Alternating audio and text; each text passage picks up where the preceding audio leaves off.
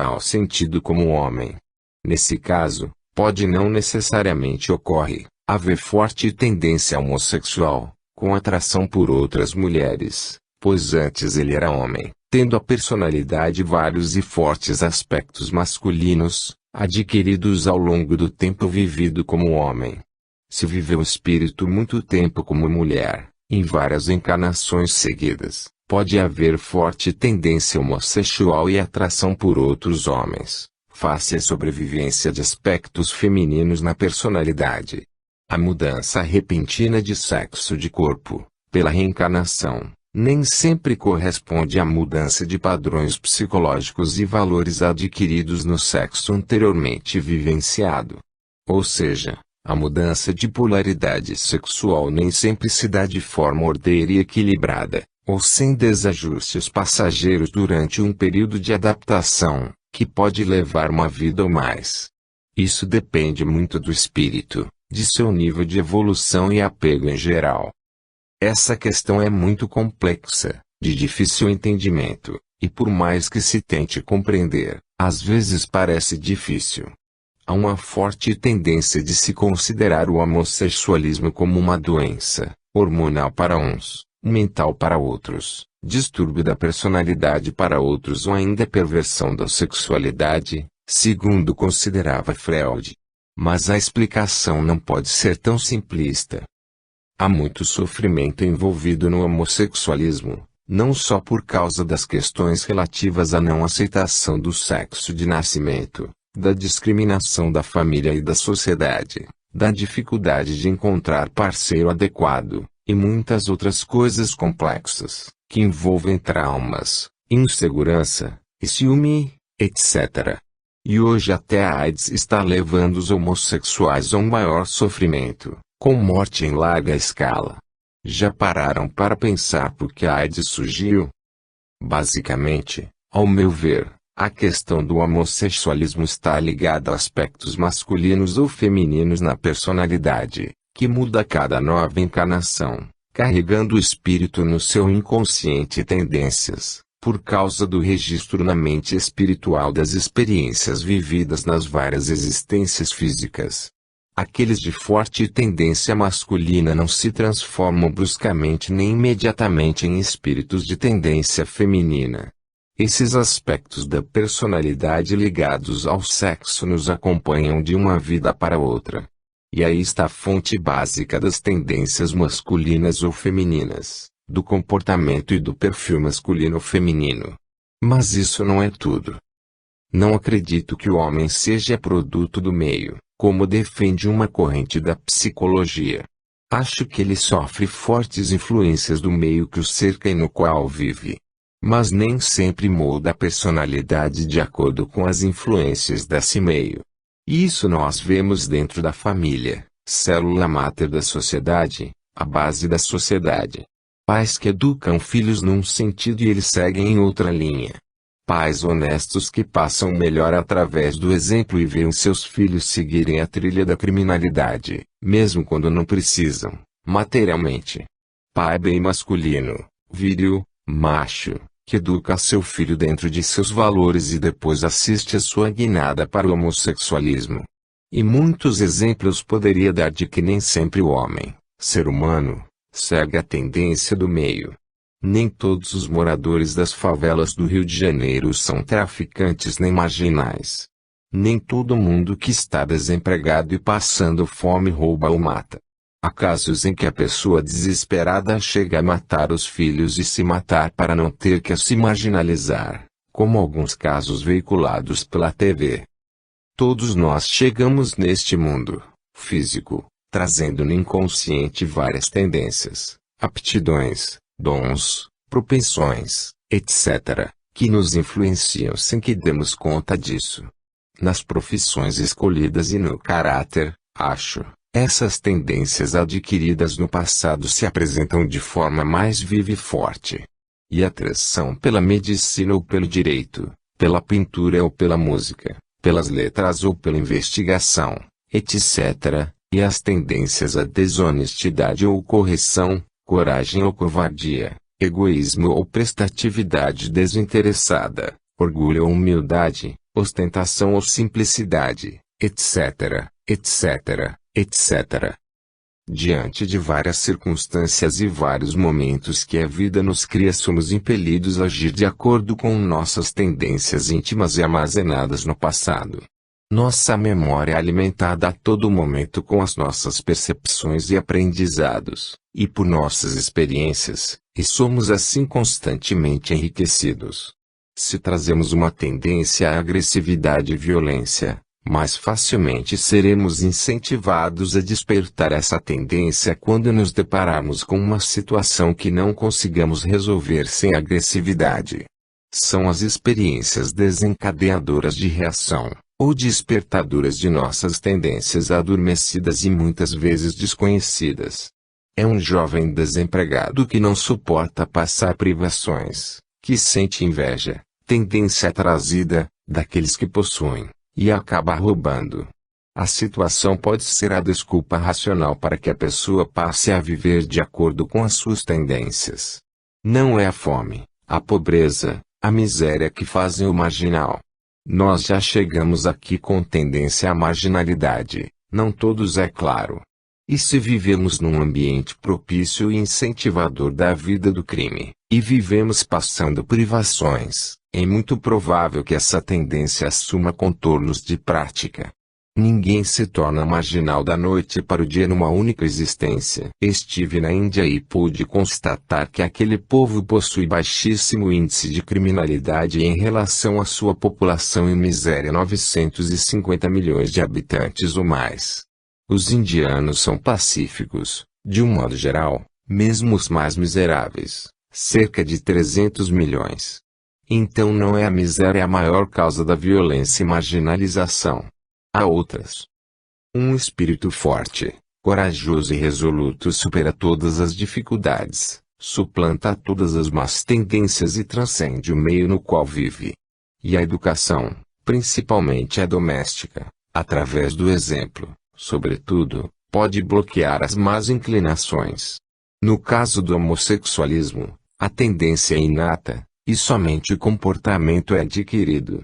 O ambiente influi para incentivar ou reprimir, mas raramente a sociedade busca a compreensão do mecanismo desencadeador da homossexualidade. Se o menino é criado como menina, no meio de mulheres apenas, e tiver esse espírito, a tendência, aspectos femininos, ao homossexualismo, pode ser que ele sucumba a impulso interno e se torne um homossexual por opção, sem sequer, na maioria das vezes, compreender por que faz isso. Ou uma menina criada no meio de garotos, em situação similar. Mas a tendência nem sempre aflora nem domina. Muitas vezes ela é reprimida pelo próprio espírito, que sabe inconscientemente que dessa vez precisa adquirir os aspectos do sexo no qual nasceu, masculino ou feminino. Se Deus não faz nada inútil, nem erra, pois é perfeito, ninguém nasce no sexo errado. Nascemos com o sexo que necessitamos, para o nosso aprendizado e evolução num determinado momento. E se nos desviamos da experiência que precisamos ter, retornaremos para passar pelas mesmas coisas, até aprendermos. Assim, a fuga apenas adia e atrasa a caminhada. É importante que tenhamos em mente que estamos no lugar certo e na hora certa. Não estamos aqui por acaso, no país errado, na família errada, no sexo errado. Não. Nós estamos passando por tudo aquilo que precisamos passar. E o nosso sexo é de vital importância para nossa evolução espiritual. Neste momento, nesta vida, você precisa ser homem, se nasceu como homem, e precisa ser mulher, se nasceu como mulher. Fugir dessa realidade não vai adiantar nada, nem resolver coisa alguma. Só vai levá-lo a sofrimentos muito maiores do que o que talvez sinta se você se esforçar para se adaptar ao sexo no qual nasceu. E você pode até renunciar ao sexo se preferir, para não se entregar à sua tendência homossexual e subverter o sexo, se entregando ao prazer dos sentidos físicos e criando sofrimento mental e emocional. A afetividade entre homossexuais é algo muito complexo, que envolve normalmente muito ciúme, insegurança e medo. Os riscos de sofrimento são enormes para aqueles que não conseguirem suplantar a tendência homossexual. E o sexo natural, entre homem e mulher, é muito bonito, rico de possibilidades, e de constituição de uma família, estando dentro da ordem natural das coisas. Se Deus quisesse que o natural fosse o casamento homossexual, teria feito só homens, ou só mulheres, e teria criado outro mecanismo evolutivo sem a reencarnação, que depende da reprodução sexuada. Como ele não fez nem faz nada inútil, o natural é o casamento entre homem e mulher, e o casamento homossexual só pode ser considerado antinatural. E não está correto a televisão passar uma imagem de naturalidade desse tipo de casamento ou relação homossexual, o que somente serve para incentivar outros seres que lutam consigo mesmos por causa dessa tendência a se entregarem também a um comportamento sexual que vai de encontro à natureza e ao corpo, achando que é natural e normal. Não, o homossexualismo não é natural, e mesmo que se torne regra geral, incentivado pela propaganda de artistas e da TV, ele jamais será considerado natural e saudável diante da evolução, da natureza, e de Deus. Se você sente a tendência homossexual dentro de si, reflita longamente a respeito de tudo isso. E tenha certeza de que não discrimino de forma alguma os homossexuais, sejam homens ou mulheres. Já tive e tenho alguns amigos homossexuais, a quem sempre respeitei. E convivo profissionalmente com homossexuais competentes, educados, finos e equilibrados. Mas isso não muda o meu ponto de vista e entendimento filosóficos a respeito do homossexualismo. Que Deus abençoe a todos os homossexuais e lhes dê forças para conviver com a sua tendência, compreendendo-a e suplantando-a se possível, e a lucidez para refletir sobre a necessidade das experiências como homem ou como mulher nesta vida. Muita paz. 13. Durante alguns anos em que frequentei um centro espírita, aprendi a dar passe, e fiz dele uma constante em minha vida, estudando muito acerca do passe. E com isso comecei a trabalhar com cura, ainda que de forma eventual e descontínua. Em 1985, quando conheci Wanda, comecei a trabalhar mais efetivamente com cura, porém dessa vez não dando passe, mas sendo enfermeiro de um espírito chamado Dr. Davi, que realizava cirurgias através dela, que é médium de grande potencial. Dr. Davi operava com faca, mas sem cortar, e sem sair sangue. Em alguns casos apenas fazia um furo, e em outros apenas pressionava a faca na pele do paciente. Trabalhamos com cura durante cerca de 2 anos e meio e depois paramos. Somente voltamos a trabalhar com cura em 1994, quase no final do ano. E isso depois de alguns meses estudando projeção astral e energização. Tudo começou depois de algumas recordações minhas de encontros fora do corpo. A primeira se deu em 1993. Acordei e me lembrei de ter estado em um auditório falando para um grande número de pessoas. Falava sobre projeção astral. Não conhecia as pessoas que estavam me ouvindo. Depois, em 1994, no início do ano, novamente estive no auditório falando para grande número de pessoas, que também não conhecia, ou não me recordava delas, e dizia que criaria um grupo de estudo de projeção astral. Isso me levou pouco tempo depois a criar de fato esse grupo de estudos de projeção astral, em junho de 1994, que pouco tempo depois acrescentou o autoconhecimento e depois trabalho prático de energização. A projeção astral foi desaparecendo pouco a pouco do trabalho e estudo, e logo assumimos um trabalho voltado para a cura. Um ano depois de criado o grupo de estudos, já havíamos passado por 2 lugares, espaços, e estávamos em casa alugada abrindo as portas para o público com trabalho razoavelmente estruturado de atendimento. É sobre esse trabalho que quero falar neste capítulo, pois falarei de doença, saúde e cura. Essa casa de trabalho se chama Santuário Luz e Vida, e é um centro holístico de cura integral.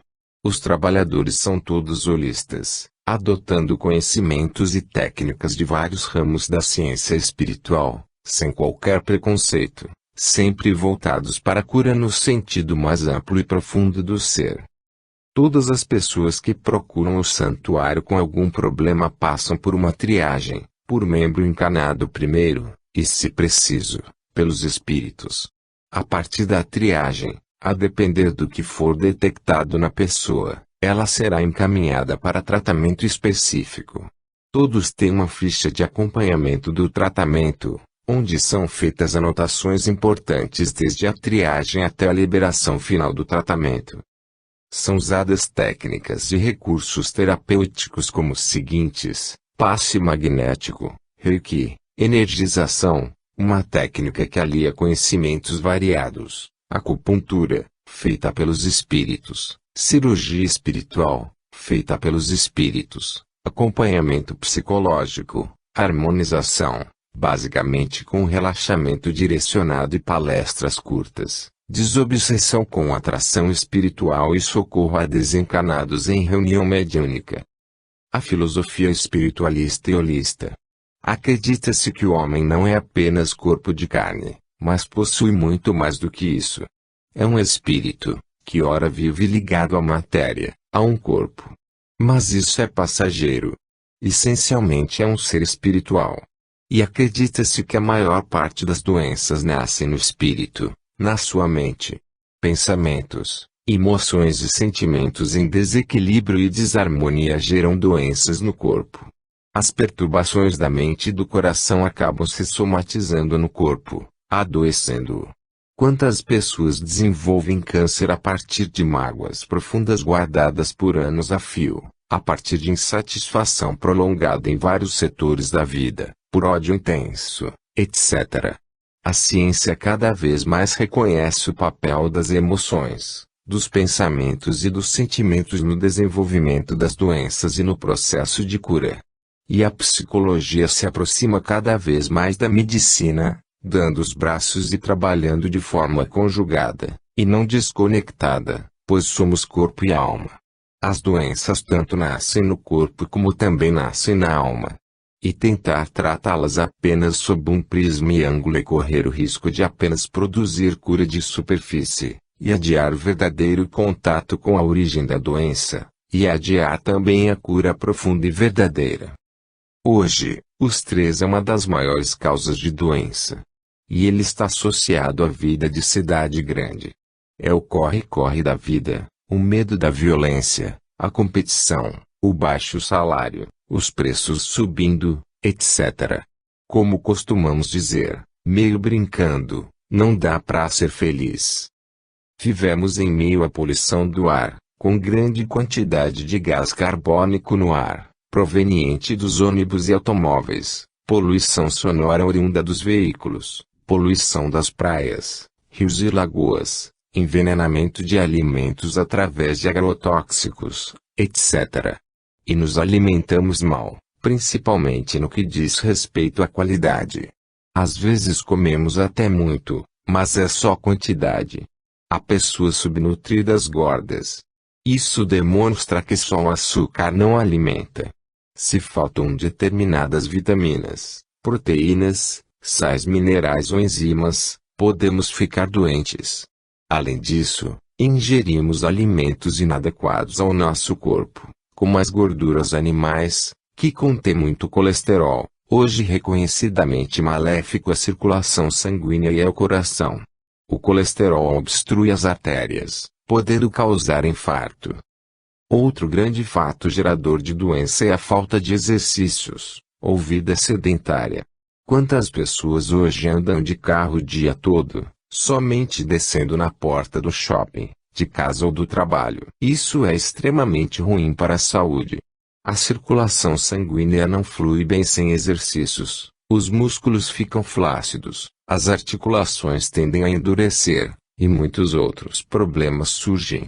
Deveríamos todos fazer exercícios físicos regulares, como uma caminhada 3 ou 4 vezes por semana, durante 1 hora.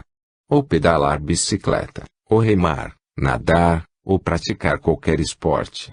É importante a atividade física, tanto quanto a mental, esta última para não ficarmos caducos precocemente. Outro ponto que considero importante é o relaxamento físico e mental. Se possível, devemos praticar o relaxamento diariamente, por 20 a 40 minutos, pelo menos. Deitado ou sentado, na cama ou no chão, na praia ou no campo, num parque florestal, etc., contanto que tenhamos um relativo sossego e silêncio, e não sejamos perturbados. Com ou sem música. Tudo isso são detalhes de menor importância. O mais importante mesmo é relaxar, física e mentalmente. No relaxamento, devemos tentar nos esquecer momentaneamente dos problemas, dos rancores, das mágoas, dos ressentimentos, da ansiedade, do medo, da competição, e tudo mais que nos perturbe a mente. Relaxar o corpo só, não adianta muito, pois o que está mais no fundo, no interior, é o que mais causa doenças. A mente é a maior fonte de doenças, a psicologia que o diga. Tenho sentido ao longo do tempo, inclusive em mim mesmo, que até uma depressão passageira faz reduzir as defesas orgânicas, dando margem até ao surgimento de uma gripe repentina. Uma mente saudável tende a tornar saudável o corpo, e uma mente em desarmonia tende a desarmonizar o corpo e fazê-lo doente. Temos que cuidar dos dois, do corpo e da mente. É o binômio equilibrado que nos permite estar saudáveis integralmente. A mente em paz com falta de exercícios físicos pode ter que conviver numa boa com um problema de coluna, ou problemas de circulação. Um ser tranquilo pode ter que conviver com problemas cardíacos por causa de excesso de colesterol entupindo suas artérias. Como vemos, são muitas e variadas as causas das doenças físicas, como o excesso de exposição ao sol, químicas, como o abuso de alimentos contendo corantes, conservantes, etc., ou respiração de monóxido de carbono em excesso, alimentares, por ingestão de gordura animal em demasia, açúcar em quantidade, cafeína, fumo, álcool ou drogas, emocionais e sentimentais, etc. E por isso é importante que busquemos compreender em profundidade a causa de nossa doença antes de tentar combatê-la cegamente. Temos que sair dessa psicologia imediatista na qual nos encontramos. Vivemos explicando superficialmente as doenças e aplicando tratamentos superficiais, que apenas atacam os efeitos, mas não as causas. É o tomar um remédio mágico para fazer cessar uma dor, sem procurar entender o porquê da dor. Em nossa vida, há doenças que já trazemos no corpo espiritual, nele registradas, doenças que trazemos ainda na mente, ou no coração não físico, e doenças adquiridas aqui e agora, por fontes materiais, físicas e químicas, ou de fundo emocional e psíquico. Aquelas que trazemos de forma congênita também são chamadas doenças kármicas. São exemplos delas a cegueira de nascimento, as deformidades físicas e retardamentos mentais, como o mongolismo. Estas doenças e outras com as quais já nascemos não foram aqui adquiridas, e não fizemos nada agora, nesta encarnação, para merecê-la. Nem são culpa de nossos pais. São fruto da lei de causa e efeito, e servem a um propósito evolutivo e educador, que muitas vezes não compreendemos. Um torturador medieval, por exemplo, que sentia prazer em cegar suas vítimas com ferro em brasa pode ter depois encarnado portador de cegueira para sentir na pele o problema. Mas isso não significa que todos os cegos tenham feito isso. É apenas um exemplo. Quem abusou muito da visão, espionando e fazendo intrigas também pode nascer cego em outra vida.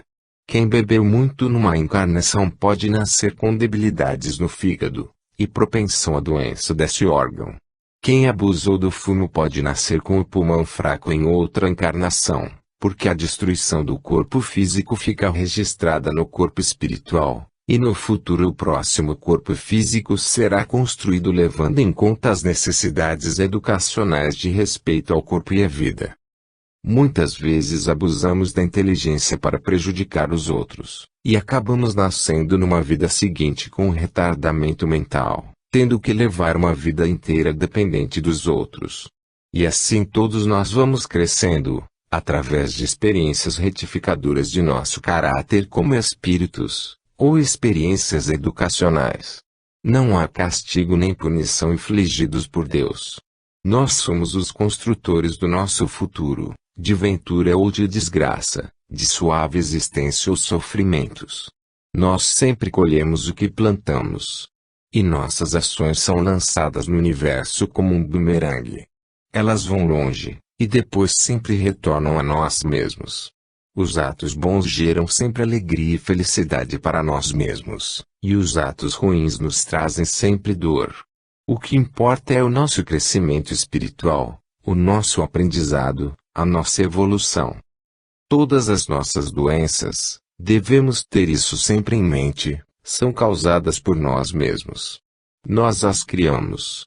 Se não nesta existência física, em outra anterior. Mas sempre nós as criamos, as geramos. Ninguém sofre por causa de atos dos outros. E ninguém sofre inocente. Ninguém nasce cego ou mongoloide porque Deus quer castigar os pais. E nem quer castigar os filhos que assim nascem.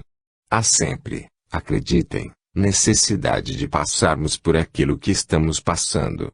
Deus não faz nada inútil, como costumamos dizer.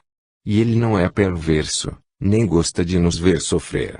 Ele somente quer o nosso bem, a nossa evolução e o amadurecimento espiritual. As experiências dolorosas são a profilaxia da alma. A dor faz parte do mecanismo de cura. E a doença já pode ser considerada como a própria cura. Porque é da dor que nascemos mais fortalecidos, e é ela que muitas vezes nos desperta e impulsiona nosso processo de mudança interior. Não devemos jamais maldizer a dor e o sofrimento, mas antes escutá-los e auscultar nosso íntimo sobre a causa da dor. Quando sofremos ou sentimos alguma dor, é o universo nos sinalizando que alguma coisa está errada conosco e precisamos mudar. A dor é uma bênção. Não procuremos pura e simplesmente afastar a dor, anulá-la, porque na verdade ela não é o mal. Ela apenas indica que existe algo errado. É como uma lâmpada vermelha que acende sinalizando que há algo errado com o equipamento eletrônico, como num automóvel. Se quebrarmos a lâmpada estaremos destruindo apenas o sistema de detectação dos defeitos, não consertando o defeito. A nossa compreensão da dor ainda é muito superficial e distorcida. Devemos buscar mais profundamente as causas, as origens, as raízes de nossas dores e nossos sofrimentos. É o orgulho, a vaidade, o egoísmo, a intolerância e muitas outras coisas que nos fazem sofrer. Sempre que andamos pela vida de nariz empinado acabamos passando por experiências que nos forçam a baixar o nariz. O rico orgulhoso e egoísta de uma encarnação depois vem pobre, dependente da caridade alheia, e deixa o corpo muitas vezes transformado, um outro ser. Humilde, paciente, e mais compreensivo com o que diz respeito à pobreza. Em outra vida, estará mais preparado para ter dinheiro. E provavelmente será um rico diferente, mais simples, e mais caridoso, quem sabe. Aqueles que tiveram posição de mando e poder e deles abusaram, vêm muitas vezes em posição subalterna, tendo que cumprir ordens, sendo muitas vezes humilhados, sem poder reagir devido à necessidade de emprego. Um racista muitas vezes encarna depois na raça que detestava. Se era branco e odiava os negros, nasce depois sob a pele negra. Se era negro e odiava os brancos, depois nasce sob a pele branca. Se era índio vermelho, e odiava o homem branco, nasce na civilização branca, e assim por diante. O espírito não tem cor nem raça. Branco, preto, amarelo, vermelho, são apenas cores da pele, transitórias, não cores do espírito. O espírito é energia consciente. Precisamos passar por todas as experiências que a vida neste planeta nos oferece, para o nosso aprendizado e crescimento espiritual. A maturidade do espírito é conquistada através das várias vidas, das várias experiências na matéria. Quando estamos doentes, geralmente esperamos que alguém nos cure imediatamente, nos dando aquele remédio ideal, perfeito, mais moderno, para que não soframos muito. Dificilmente atentamos para o fato de que o corpo sinaliza para algo errado no espírito. E muito raramente olhamos para dentro de nós mesmos e constatamos que há algo errado que precisa ser mudado. Quase nunca reconhecemos que estamos errados, fora do compasso da vida, desconectados em desarmonia com o cosmos, com Deus. É preciso que comecemos a enxergar a nossa parcela de responsabilidade pelas coisas que nos acontecem. Ver a causa de nossos sofrimentos em nossas próprias atitudes perante a vida e as outras pessoas. Precisamos rever nossas relações com os outros seres, humanos ou não, e compreender que relações desarmoniosas geram doenças também no corpo. A insatisfação com o marido ou a mulher, por longos anos, pode causar um câncer. A insatisfação contínua com o trabalho também. Emoções, sentimentos, pensamentos, quando em desarmonia, já são a própria doença. Precisamos cultivar a calma mental, e procurar sempre que possível, e o mais que possível, relaxar fisicamente. Uma mente calma é uma mente em harmonia interior. É uma mente que não gera tensões no corpo. Toda a tensão nasce na mente, e dela desce para o corpo, em processo de somatização.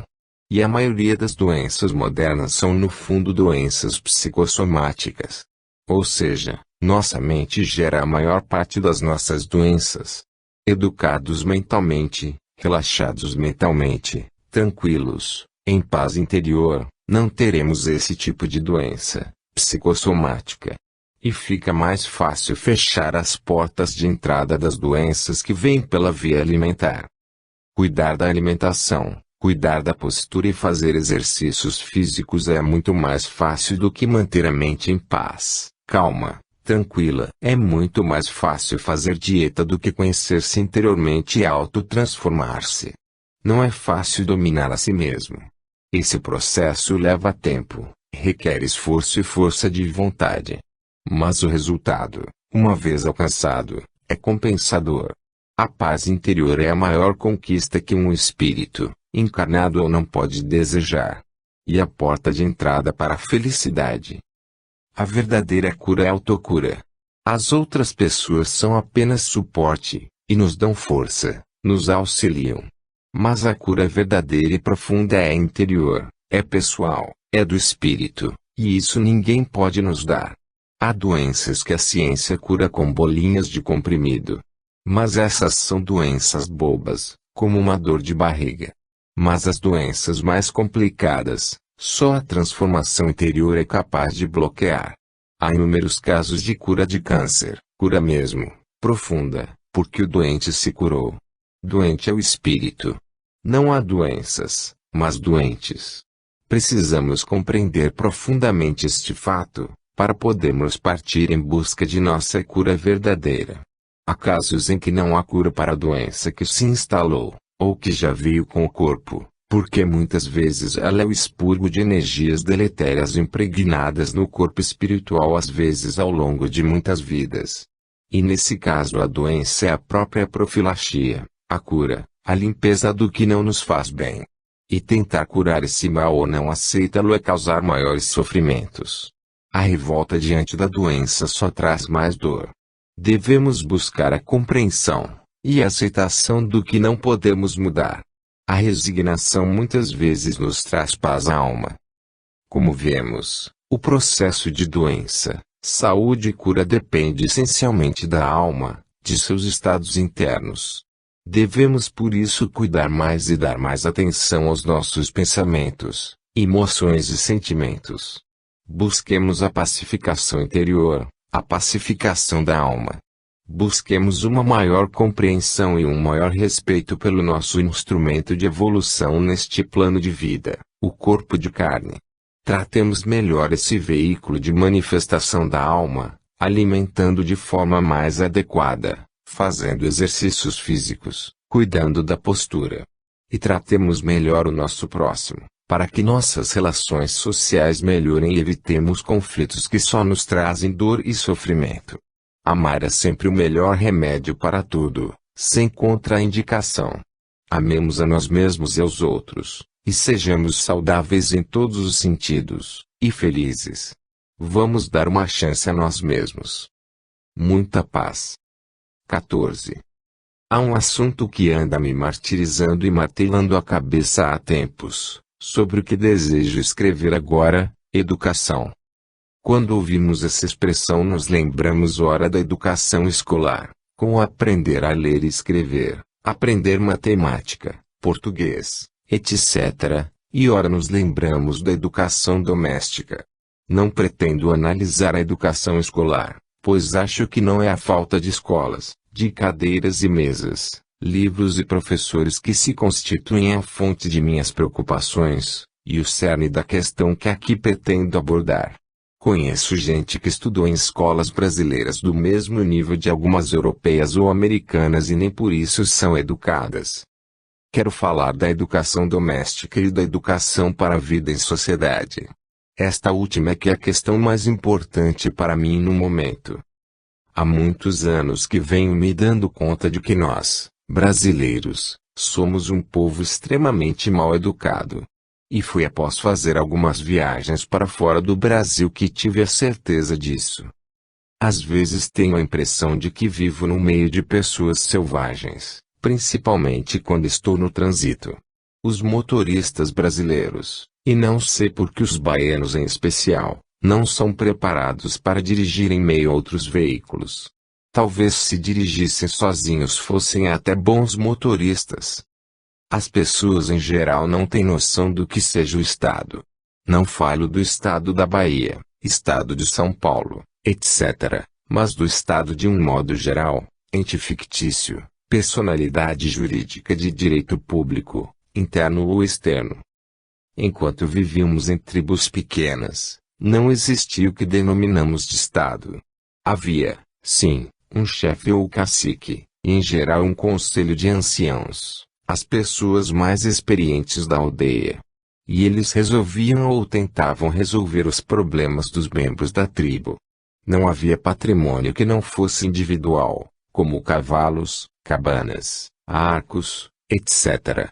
E as necessidades das pessoas eram poucas e simples. À medida em que foram se aglomerando as pessoas, e as necessidades aumentavam e deixavam de ser meramente individuais, passando a ser coletivas, houve a necessidade de criação por ficção ideal do Estado de Direito. A Grécia Antiga e também Roma viveram sob a égide do Estado de Direito, a primeira com as suas cidades-estado. Havia já a representação parlamentar entre gregos e romanos, com deputados e senadores. Tanto em Atenas como em Roma havia água encanada, termas e banhos públicos, principalmente em Roma, cidade extremamente avançada e civilizada para sua época. E não eram os cidadãos que cuidavam das obras de construção dos aquedutos, banhos públicos e teatros. Era o Estado. E este, para funcionar e ter vida, arrecadava impostos, espécie do gênero tributo. Não há Estado de Direito sem tributo, porque o patrimônio do Estado se dissocia e se separa do patrimônio dos cidadãos.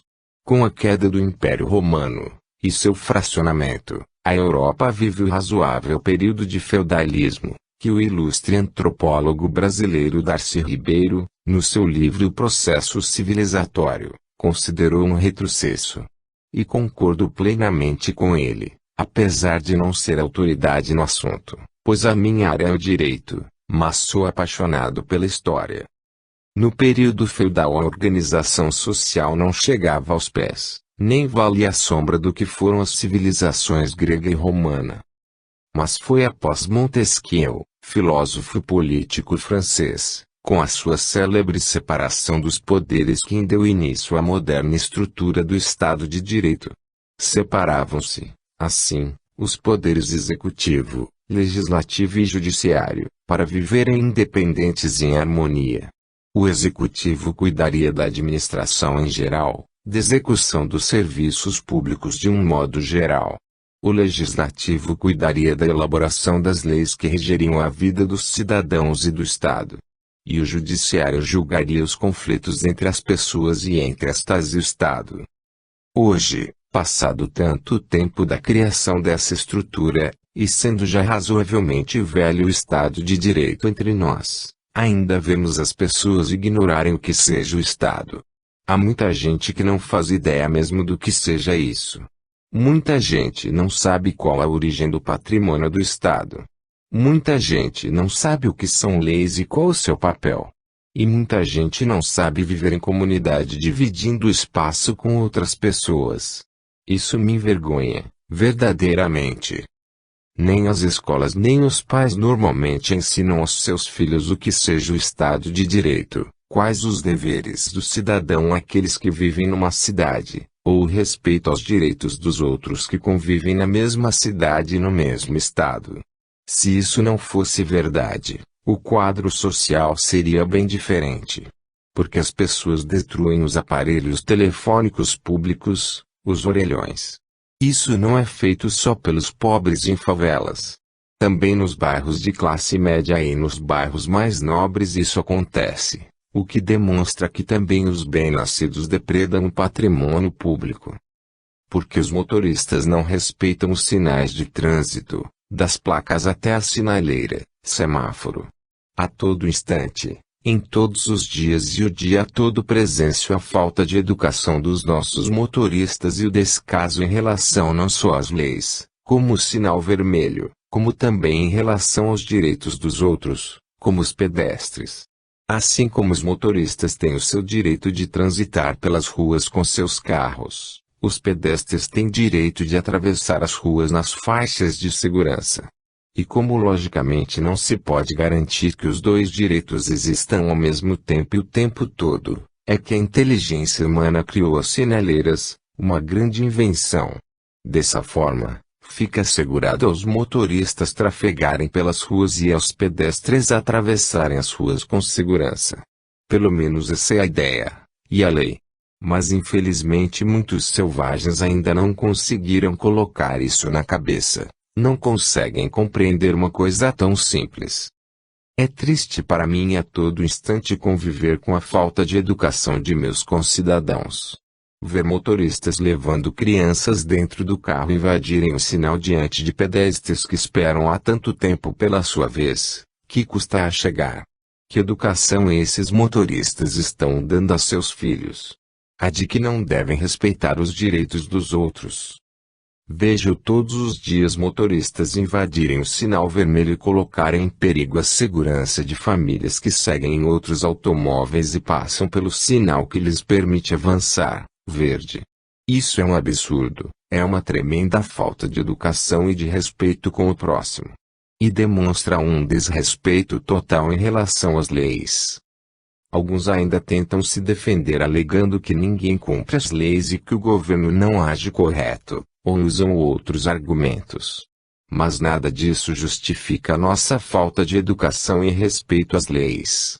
Um erro não justifica outro. Se queremos viver em sociedade, e viver bem, em segurança, sem conflitos, devemos começar a aprender a dividir o espaço comunitário, respeitando os direitos de todos, para ter o nosso também respeitado. Ninguém pode exigir respeito sem respeitar. Quando estive na cidade de Munique, na Alemanha, em maio de 1994, o que mais me encantou e chamou a atenção foi o trânsito, talvez devido à diferença em relação ao Vietnã que é o nosso aqui no Brasil.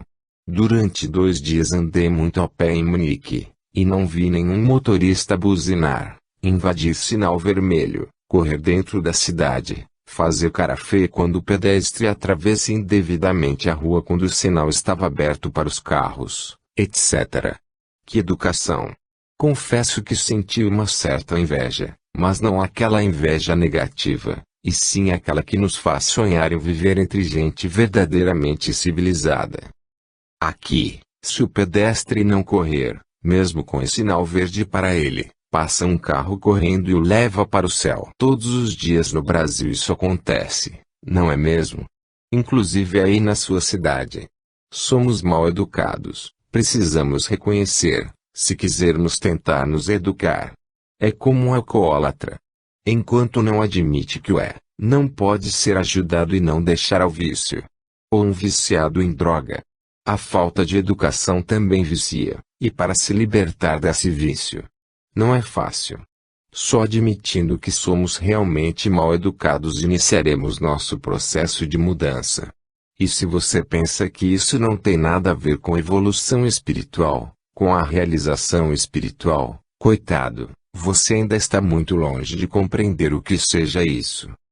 Se você não respeita o próximo nos seus direitos, mesmo nos menores e mais insignificantes, é sinal de que você ainda não reconhece Deus dentro dos outros, nem mesmo dentro de você próprio. Quem já encontrou Deus dentro de si, ama a si mesmo, e quem já reconhece Deus dentro do próximo, ama-o. E aí não há lugar para a falta de respeito, nem desconsideração ao próximo, nem desrespeito às leis, que servem para regular a convivência social. Uma outra coisa que me chama a atenção em especial em Salvador, e não vi isso em nenhum outro país, e no Brasil não há nada parecido, e a quantidade excessiva de quebra-molas colocados nas ruas dentro da cidade.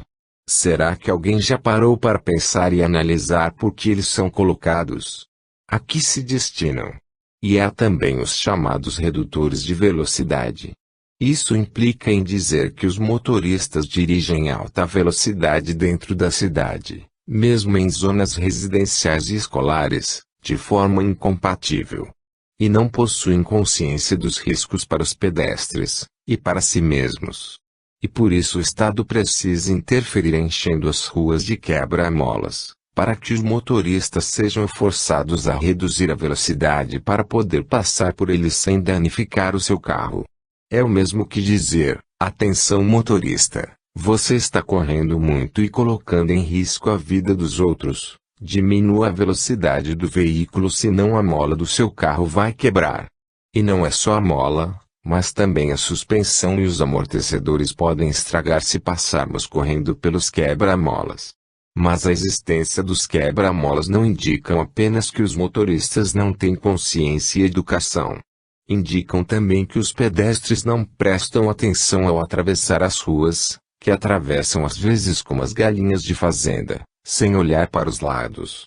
Tanto os motoristas quanto os pedestres são mal preparados e não são educados para conviverem pacificamente. Há uma guerra não declarada entre ambos, que faz mais vítimas fatais por ano no Brasil do que o total de soldados americanos mortos na Guerra do Vietnã em 10 anos. Que loucura! Isso é estatística oficial. O leitor já deve estar meio entediado de tanto eu falar de trânsito e falta de educação.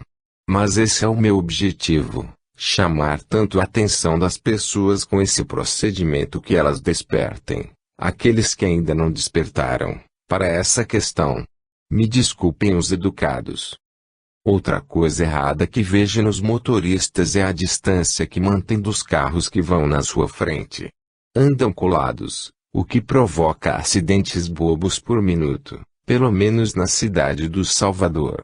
E quantos engarrafamentos nos prende por longos minutos, quando não por horas, apenas por causa de uma trombadinha entre dois veículos, tendo sempre um mal-educado, displicente e imprudente a provocar o acidente e o engarrafamento. Deveriam levar sempre uma vaia de todos os que passam pelo local, para ver se envergonham. Mas a nossa falta de educação não fica só aí, no trânsito. Não sabemos fazer fila em mercados, bancos, cinema, etc. Nossas filas mais se parecem com uma lagarta, tortuosa. Alguns mais preguiçosos saem da fila e se sentam distante, e depois quando está perto de chegar a sua vez vêm para a fila de novo, provocando o protesto de outras pessoas que não a viram sair da fila. Muitos de nós temos o péssimo hábito de comprar o ingresso do cinema para pessoas conhecidas que chegaram depois, sem pegar fila e sem esperar, o que se constitui numa falta de respeito para com as outras pessoas que estavam há muito tempo na fila. Nem nos damos conta disso. Não é mesmo? Nos lugares aonde vamos, queremos sempre ser logo atendidos, e muitas vezes não observamos que há pessoas esperando há mais tempo. Não nos preocupamos muito com os outros. O que importa é o nosso bem-estar, assim pensam muitos egoístas. Os patrões brasileiros não são muito chegados a respeitar os direitos de seus empregados. Claro que há exceções, e isso varia de região para região. Mas as estatísticas da Justiça do Trabalho demonstram essa realidade. E isso também está dentro da falta de respeito aos direitos dos outros. Mas também os empregados cada vez mais forjam reclamações trabalhistas para tentar tirar algo mais de seus ex-empregadores, mesmo quando nada mais há a ser pago. E isso também a estatística trabalhista demonstra. E contam os trabalhadores quase sempre com profissionais prontos a servirem a causa, não importando se justa e legítima ou não. E isso também demonstra a falta de respeito aos direitos alheios, e muitas vezes desrespeito à própria justiça, que é forçada a investigar e julgar causas absurdas e injustas, tornando-se com isso morosa por acúmulo de processos. Nos prédios de apartamento as pessoas não conseguem seguir as normas do condomínio, e estão sempre causando problemas umas às outras. Não colocam o carrinho de supermercado no lugar certo, largando-o no elevador ou no corredor, seguram a porta do elevador por longo tempo, tomam banho de piscina com bronzeador, criam animais mesmo onde é proibido pela convenção do condomínio, etc. A convenção de condomínio é a lei do condomínio, as regras de conduta dos moradores. Se desrespeitada, na verdade estaremos dizendo que não nos submetemos à lei, às normas de conduta, ao direito. E isso demonstra a nossa falta de educação para viver em comunidade, em sociedade. São tantas e variadas as demonstrações de falta de educação de nosso povo que dava para escrever um livro só com isso. Quando estive em Zurique, na Suíça, chamou-me a atenção a limpeza das ruas, além também do trânsito tranquilo e bondes novos e bonitos, todos pintados e conservados. Mas uma coisa negativa também me chamou a atenção, as bagas de cigarro no chão, nas ruas e calçadas. São tantas que fiquei pensando na quantidade de pessoas que devem fumar naquela cidade.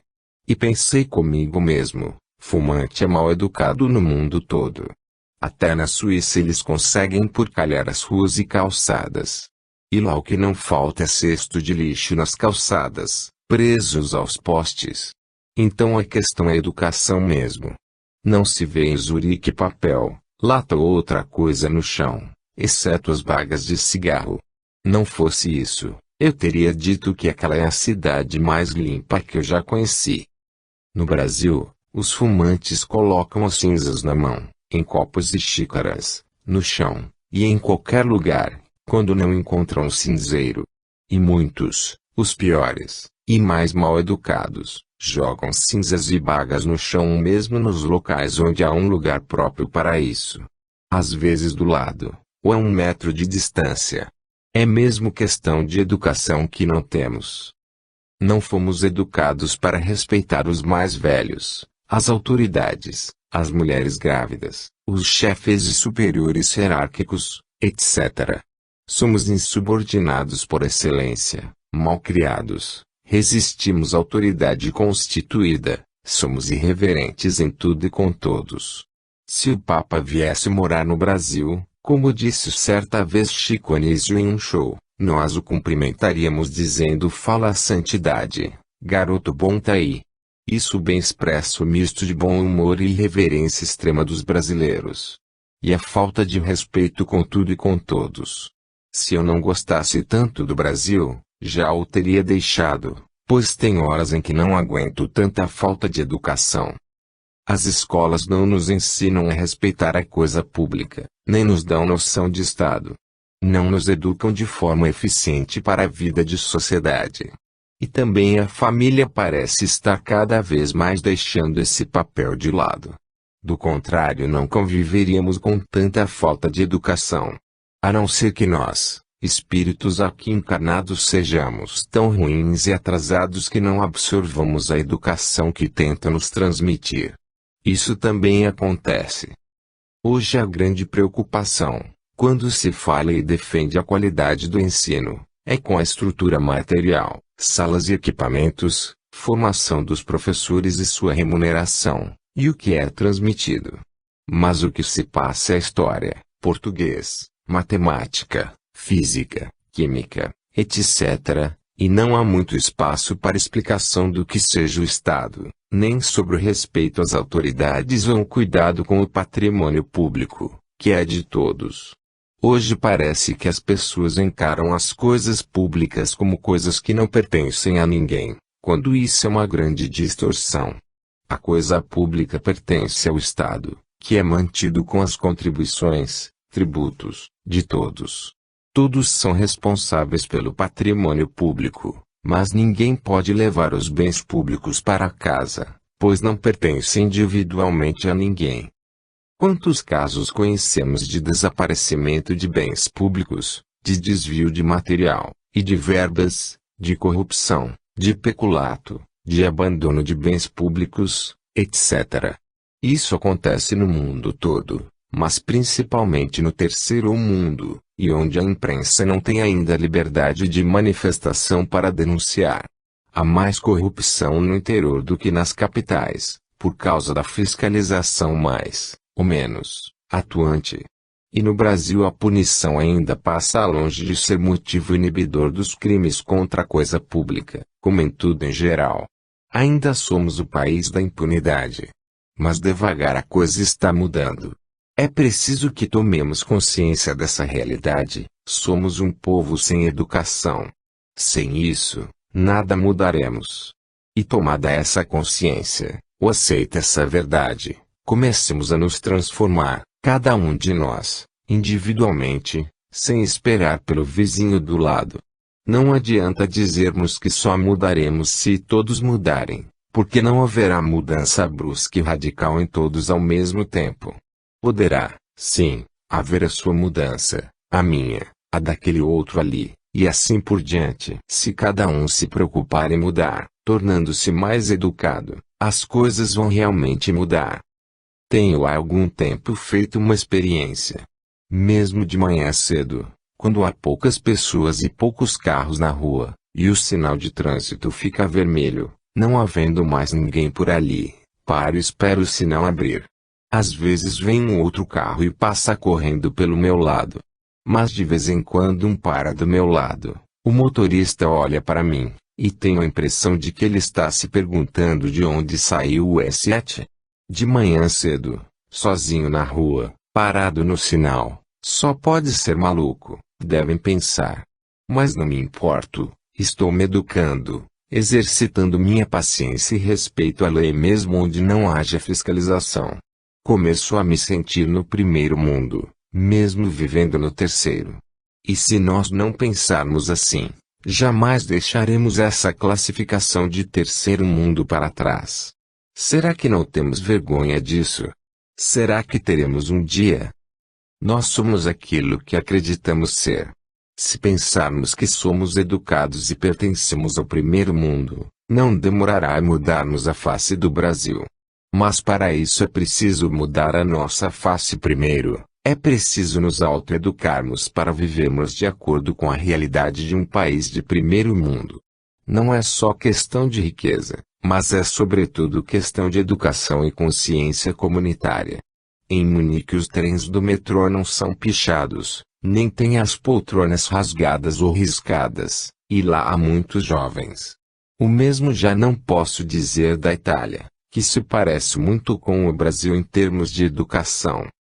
Em Paris o metrô não permite que as pessoas passem sem pagar, pois há um verdadeiro curral cercado, contra a fraude, além de fiscais que aplicam multas altíssimas a quem pular as roletas, como tive oportunidade de presenciar. Em Roma o metrô possui passagens sem roleta, o que permite que alguém passe sem pagar, e há alguns fiscais, mas não tanto quanto em Paris. Em Munique não há roletas no metrô, nem fiscais, Pelo menos não vi nada disso enquanto estive lá, em 1994. É uma questão de educação e conscientização. Os alemães são educados. E também os suíços. Pelo menos muito mais do que nós. E nós, onde ficamos? Quando é que poderemos dizer que somos um povo educado, fino, consciente? Epicuro de Samos, filósofo grego nascido em